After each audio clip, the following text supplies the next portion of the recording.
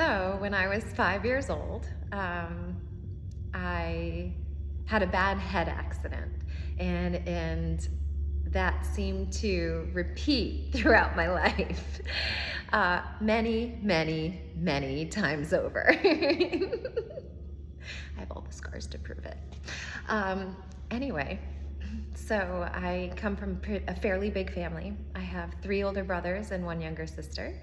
And I think it was like the weekend before Easter, and my mom was cooking dinner, and my dad must have been a Friday afternoon or something, and my dad was getting home a little late from work. And my brothers were in the backyard playing. So my mom was finishing cooking dinner, and she asked me to go get my brothers.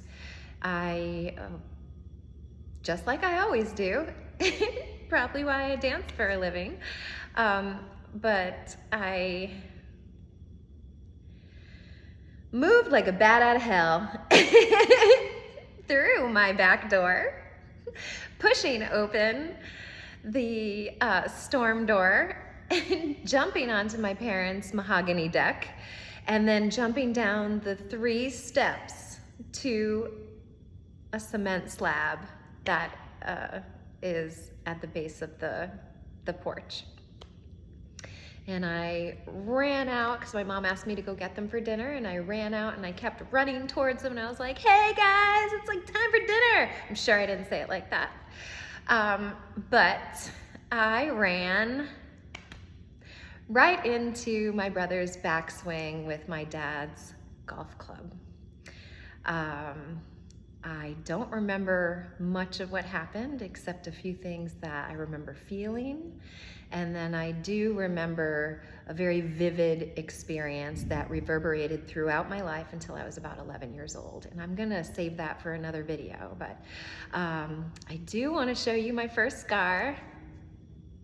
If I touch it, it's in the middle of my forehead. I literally had my skull cracked open. And so if I touch it, you could see the white line a little bit better. And I used to joke around that it's why I was so in love with everybody, humans in general, people, trees. I talk to trees and birds and bees. Yeah. Sorry. My mind went somewhere. I don't know why it does that, but I really wish it would calm the fuck down. Jesus, Liz, get your shit together. Oh, so lots of blood, a couple times passing out.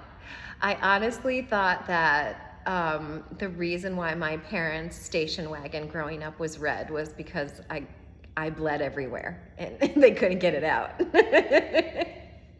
But I got this awesome scar.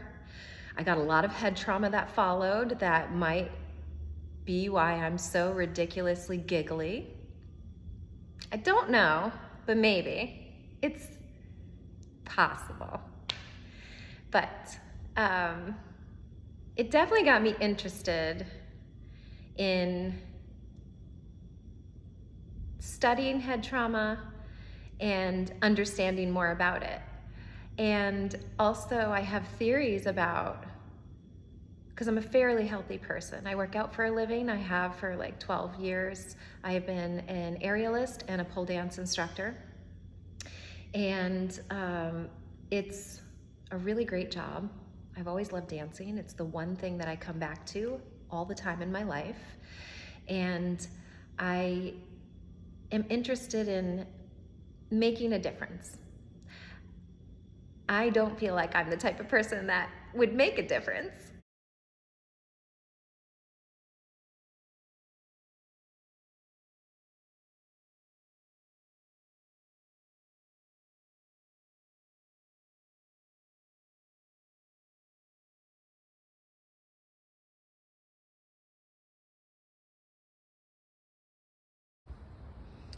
Hello everybody. I know I'm acting a little petty, but I just got locked out of my house by my brother. I don't even have a key to the inside door. I've been living with my parents ever since I tried to go back to school. And this is what my parents' house looks like. This is what it's always looked like. It's actually better since I've been living here because I'm the only one who cleans. See all the cobwebs? Years they've been there. I know I'm being really petty, but this is what their house looks like. This is how damaged people are when they wear masks and they don't deal with the things that they don't like about their lives. This is what happens to people. This is actually quite clean because I cleaned it up. This is just their front porch because it's literally the only thing I can get to right now. It's super disgusting. There's dirt and dust everywhere. That's a joke. An old piano that we used to play with as kids. Oh, look at that. Isn't that gross? That's so awesome. I don't think they've ever cleaned this front porch. Ever. I'm the only one who cleans this house ever since I moved in. I got rid of lots of furniture from my parents and did about 5 dump runs in the past year and a half. I started cleaning it out last summer and the summer before. This past summer and the summer before. Yeah, this is what happens when people don't deal with their problems and they hurt their children and because they were hurt, and then they make excuses that, oh, it's okay. We never hit you in the face though. Yeah, that's okay. But we'll just scream at each other and have a terrible life and scream at our children and hit them and whip them with belts and whip the belt together to scare the shit out of them. I'll show you guys a picture when I was a kid. When I was 5 years old, I was obsessed when I wanted to go back to school. I was obsessed with head trauma because I've had at least 6, I think 7. One of them wasn't as bad, but it was pretty bad. Major head traumas in my life. And I've had about maybe 30 to 35 concussions. And that doesn't even include the amount of like times I just got like knocked in the head because I'm like kind of a crazy kid and I had a lot of energy growing up and I was always trying to like protect everybody. And you'll see that in the picture that I share. It's literally, you could tell in the photo that I'm going to share at the end of this because I wanted to do something with it in regards to one of my a story I wanted to share about the very first head trauma I had. So I'll just turn around and talk about it now. So when I was, I don't even know how to use cameras, honestly, so forgive me. I'm not good at this shit. I don't even like it. When I was like 5 years old, I ran up behind my brother because my mom asked me to go get my brothers. They were playing in the backyard with my dad's golf clubs. I was told it was Good Friday because it was literally a couple days before Easter. And my mom was making dinner. By the way, I don't remember any of this. And I remember learning in psychology class that your first, and typically they could be traumatic, but it's usually like your first memories that you ever have are between the ages of like 3 and 5. I don't remember exactly what that's called. There's a specific name for it, like the type of memory that you have. I don't remember it. I don't remember what it's called. And I don't remember having any memory. Get back in here, please. Bodhi, come. No. Get in here. I'm doing some shit. Come on. Anyway, the first memory I have is when I was 8 years old. I was like playing with Barbie dolls and micro machines with my brothers in the foyer that you can't see because I can't get into the house. It's locked on me. And I remember my first memory literally being like wanting to like meet and marry a guy that loves as much as I do. Because I grew up in a house where people fucking hated themselves and their children, and they treated their children like shit. And whatever happened to them, and I know some things that happened to my parents, so I'm not going to say all that shit. And I could only assume other things about them. basically my entire family are a bunch of alcoholics. There's a couple pedophiles that are distantly related, except I grew up with one of them. I don't know if he did anything to me and my siblings. Maybe my sister. I have a theory about that, but who knows? You know, my parents, you know, they didn't drink. They were the only ones in the family who basically didn't drink. They had a full liquor cabinet, but they never drank, and that means that that is just the type of people that they were sober. Okay, so they had nothing to blame.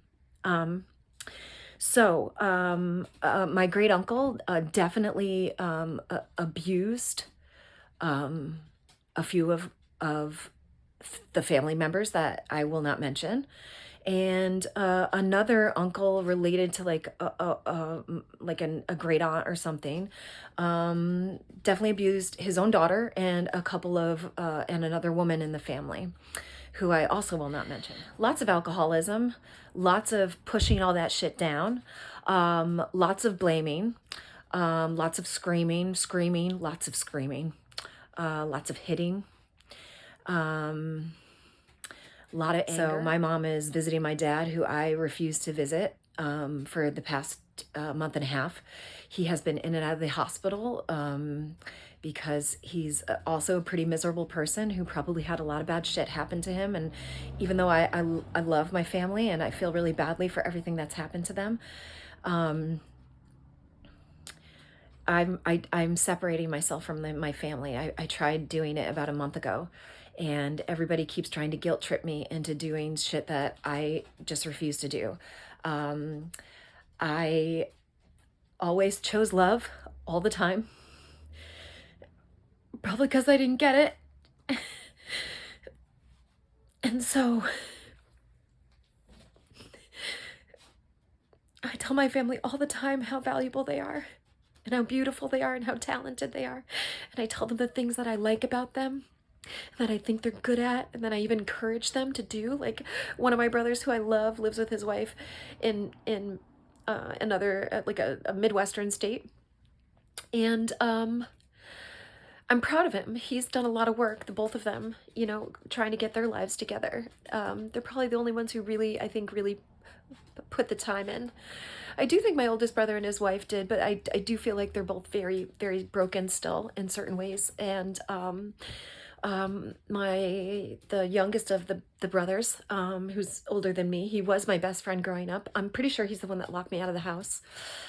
He is an avoidant person, so he avoids everything, and drank a lot. So did his girlfriend, and I worry a lot about my nephew. I pray for him all the time.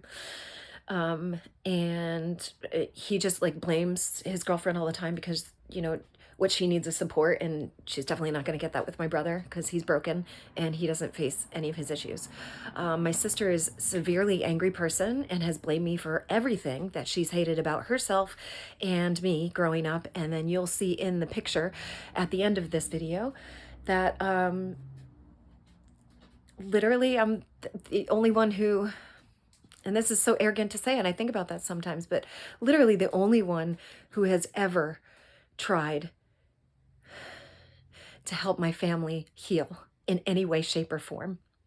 I know what my power is. I'm not saying I'm a healer, but people fucking get better around me. People feel good around me. People have used me for my goodness, and I don't know who to trust ever. I think that's why I love being a dance teacher so much, is because I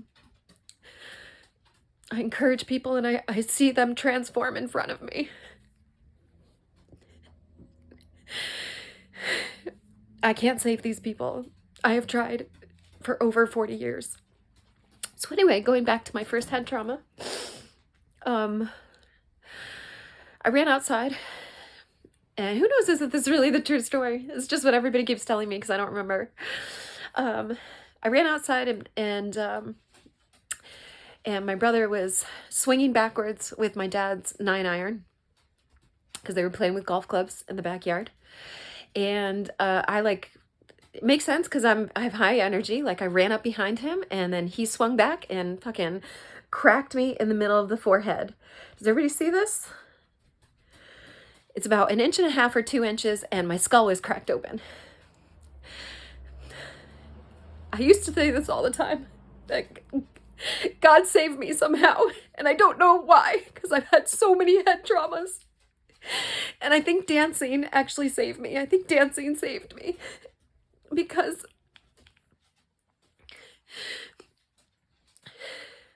I was always really active. I always ate really well. I always had a ton of energy. I was kind of like a lunatic. I was like the kid that would like do like physical comedy to make people laugh because I can't tell a joke for like to save my fucking life. I always wanted people to be happy. I never wanted to be home.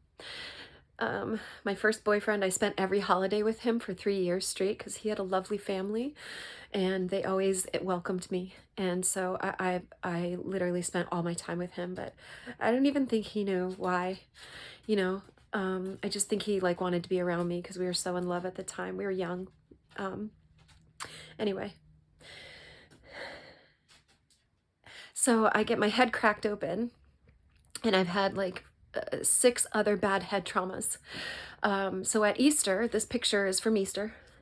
At Easter, I had a big bandage on my head and 2 huge black eyes. And in the picture, you can tell that my siblings and I are getting screamed at from behind the camera because every one of my siblings are in freeze. What is it? Freeze, flight, or fight. Whatever that is. I think I said that backwards. My 2 oldest brothers are in freeze. You could see them and they're making the exact same face that they make to this day. My brother, who's older than me, but the youngest of the boys, he's avoidant, like I said. And he's like looking off to the side, I think sucking his thumb, if I remember. My sister looks incredibly scared and frightened. She's, I think, about maybe 3 years old in this picture. And her eyes are super beady. And so you just know that her pupils are incredibly dilated. And then me, the only one in the picture, I am looking at my sister to see if she's okay. That is what I've done for her my whole life, and she has completely hated me our whole life. She's blamed me for a lot of things that she doesn't like about herself. And because of the hate, we've had 3 bad falling outs. And the 3rd time I just absolutely refused. I sent her and her husband a really nice note because, I mean, that's what I do. I try to make people see the things in themselves that I see. So maybe that's my magic. I want people to see what I see in them. Like I said in a previous post, like I look for the God in people because it's in everybody, man. You just got to look for it. And I guarantee you'll find it if you look for it in other people. I think my mom's home, so we're about to probably have a screaming fight in public. We'll see. Anyway, there it is.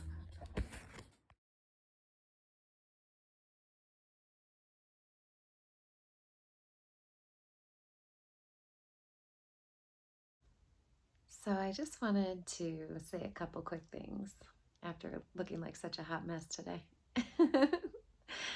I did not have a fight with my mom. That was very surprising. Um, it was calm and cordial. I think everything we talked about the other day, because we had an argument a couple nights ago.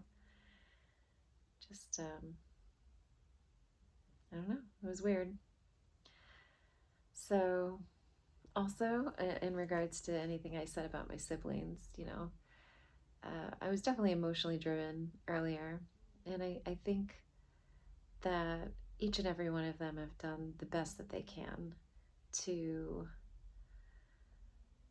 heal themselves in their own way. And just because I did it on my own, even though I tried seeking out some help, it oddly just never worked out, which was weird. I even had an old employer when I said I wanted to see a neuroscientist because of all my concussions. And he was like, no, no. He got, like he thought it would affect me as an athlete because I'm a bit of a risk taker and what I do for a living is very risky. I don't know. I thought that was strange, but um, I do love them very much, and they all tried to do what they can with the information they had. And I think my parents did too. So, but also because I understand that doesn't mean that it didn't affect me and I can't create boundaries for myself. So I just wanted to say that, and because it's fair, you know. I was very emotional, but your girl's learning. So thanks for peeking in. I appreciate you.